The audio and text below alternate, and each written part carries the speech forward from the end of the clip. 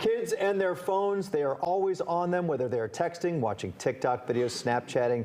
Instead of eye-rolling, what if adults understood that kids need to be on their screens for many things in their lives? How can they let their kids share the challenges of being online? Emily Weinstein and Carrie James are social scientists and parents. They break it all down in their new book, Behind the Screens, What Teens Are Facing and Adults Are Missing. Emily and Carrie both join us live this morning. Thanks for being with us. Good morning. Thank you for having us. Well, thank you so much for having us. Thanks for being here. So, I think, I've got two teenagers, and it's just constant on those phones, and that it's detrimental at some point, the social pressure and the comparing yourself to other kids on social media. But there's got to be they have to stay connected to their friends, right? So how do you control that without getting them into that deep, dark hole of the bad stuff? It is exactly the right question. We have been doing research about teens and screens for over a decade, and we just had an amazing opportunity to collect insights from more than 3,500 teenagers about how they navigate the digital world and what they most wish adults understood. Our new book that's out this week breaks down what's myth, what's reality, and how to have those better conversations with the teens in your life about the exact pain points you're mentioning.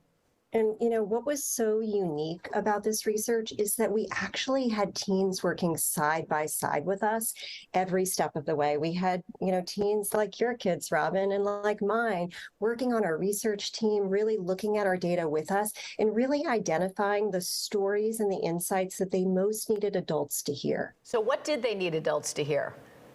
Well, so much. And, I have to say, we say it again and again, but what we learned really stopped us in our tracks. And like Emily said, we've been doing research in this space for over a decade.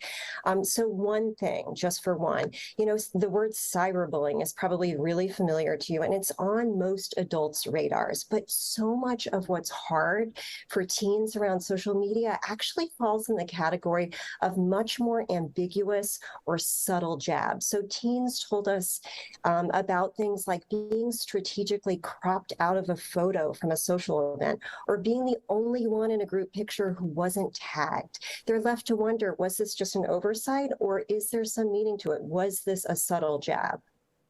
We've heard horror stories of teenagers sending inappropriate messages or pictures, nude pictures to each other, and the fallout after that. Some families I know of have had to move away. What is your advice with navigating those inappropriate messages to parents? Texting is such a hard topic, and one that, especially for us as moms of daughters, really was hard for us to confront what we were hearing in our research. One of the most important things that we learned as we talked to teens was that they feel tremendous pressure around sexting, pressure to ask for nudes, pressure to send them even when they really don't want to. We heard from boys who talked about really not wanting to ask, but feeling pressure from their friends, almost like they need to collect what they were calling trophies. And we heard from girls who felt like they had no good choices, especially when the requests were coming from people they care about and want to feel close to.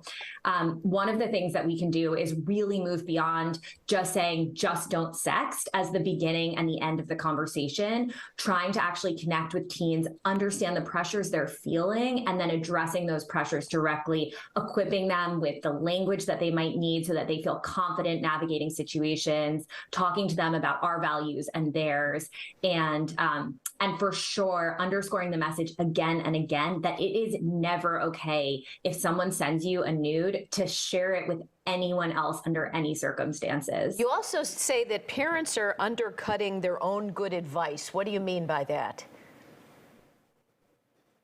Yeah, so in the realm of sexting, that could be relevant. But often when we think about where parents are falling short or undercutting their own good advice, we think about habits and we think about the sort of pulls to the screen.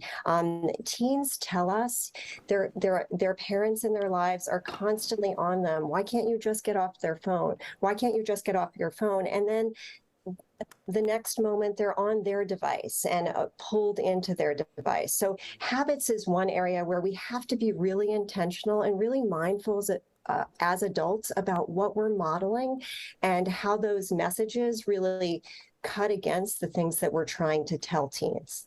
Well, it's all good advice. For more, you can follow Emily and Carrie on the socials seen on your screen there. The book is Behind the Screens, and we appreciate behind their screens, excuse me. Thank you both so much for being with us. Thanks for having us. Thank you.